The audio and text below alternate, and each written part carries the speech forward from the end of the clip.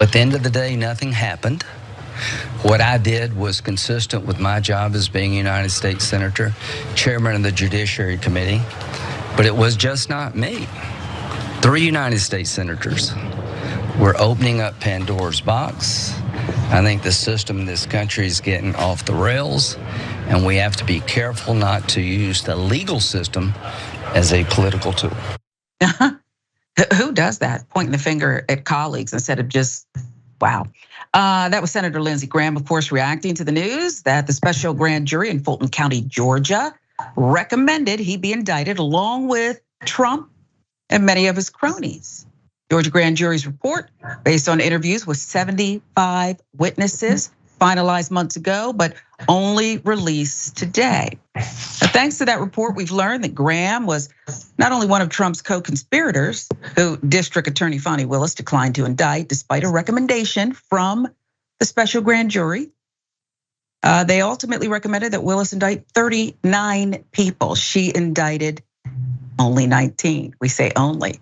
Here's a list of some notable people who she did not indict. Aforementioned Senator Graham, former Senator David Purdue, the Republican out of Georgia, former Senator Kelly Loeffler, Republican out of Georgia, radical Raphael Warnock. It's like stuck in my head. Remember that debate?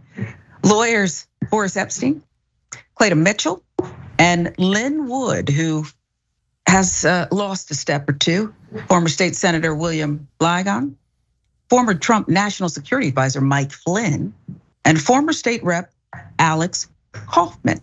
Media Light giving us the list there. Now we're gonna focus on the 3 senators' role in the 2020 election scheme, and then we're gonna let you decide whether DA Willis should have indicted them.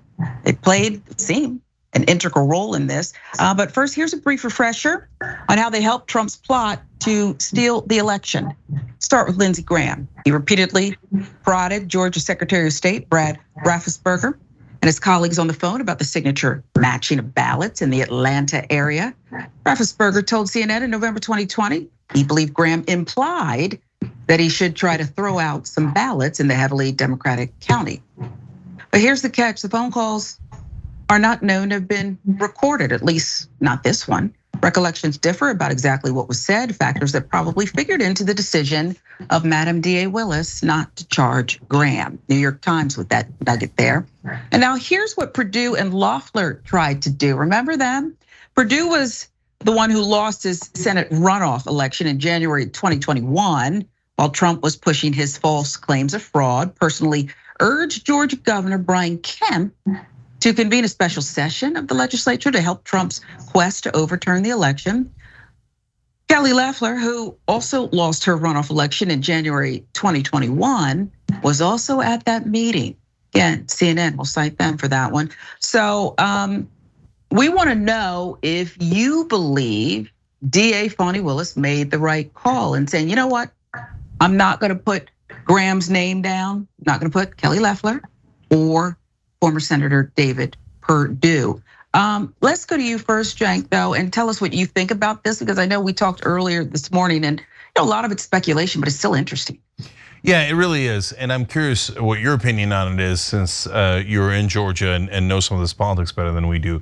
Look, on the one hand, they were an integral part of the plot. Lindsey Graham facilitated a lot of those calls, made a lot of the calls himself.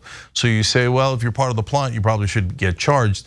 And on the other hand, it's really hard to know all the details. And she already charged 19 people, so there might be some reason we don't know why she didn't charge them. Or, by the way, it could be political, like that it was just going to be too difficult to charge US senators as well, or important politicians in the Georgia party. Maybe get the cooperation of some Republicans in Georgia who obviously are not fond of Donald Trump, Raffensperger, the former lieutenant governor as well, etc. But maybe you lose some of their cooperation if you go after other Republicans in the state. I don't know any of those dynamics, but I can see making a case either way. Mondale, what do you think? Absolutely ridiculous if we consider the fact that he said nothing, in the end, nothing happened. In the end, nothing happened is not a defense for breaking the law or attempting to break the law, especially when we're talking about a RICO charge. I think the fact that there was no recording saved his you know what. And I bet you the reason that the other two senators, the two former Georgia senators, were not charged, probably because they had a meeting that they were invited to and not planned the meeting themselves, and were not pushing this beyond asking for a special session, which doesn't seem like it crossed the line in ways that the other defendants did. And knowing Willis' track record and how serious she is about evidence, this is probably the saving grace for all three of them.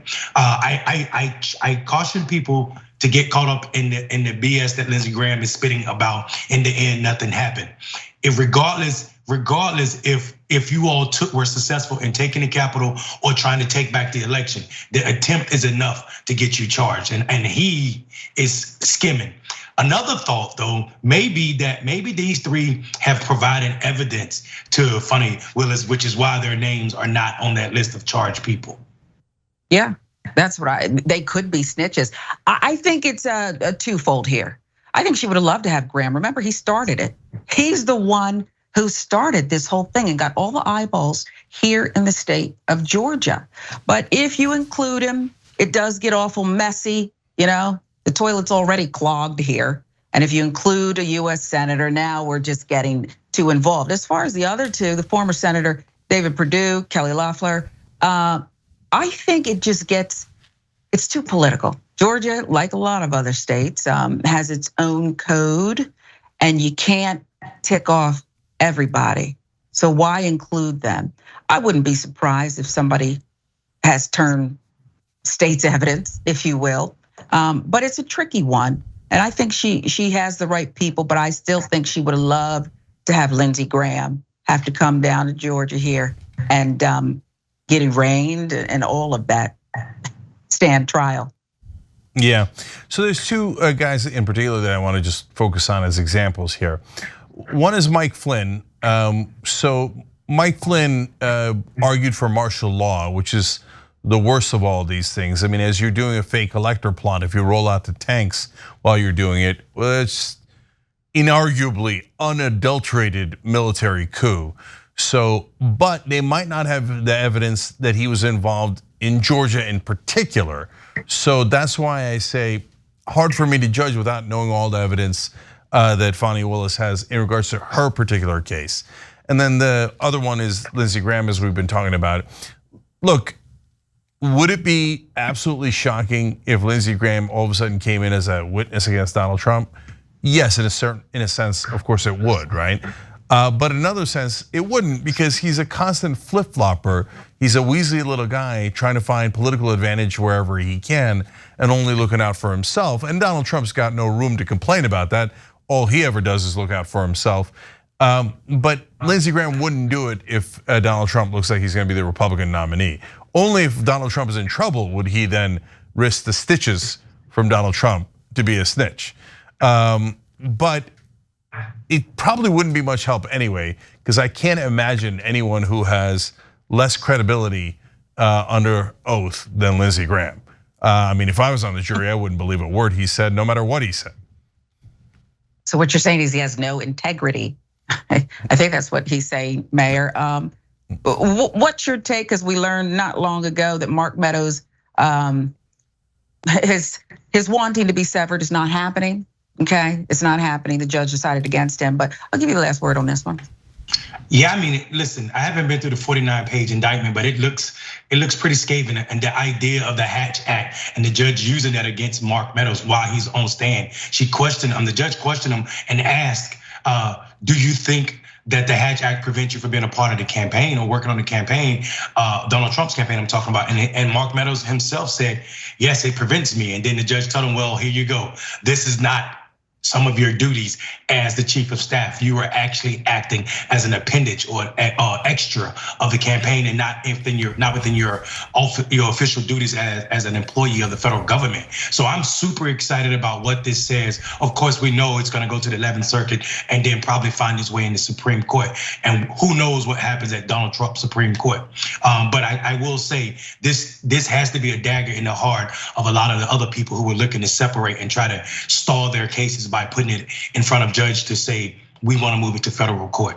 Yeah, I know we love to hear what our members think, and Cenk, you love a good poll. Yeah, I do. So guys, go to tyt.com/polls. Or just click the link down below if you're watching this later on YouTube or Facebook. So should Fani Willis have indicted the 3 senators for their role in Trump's scheme to steal the 2020 election? I love to do polls when, especially when A, I don't know which way you guys are gonna go, and B, in this particular case, a rare situation where I'm not sure. So let's find out, do the poll.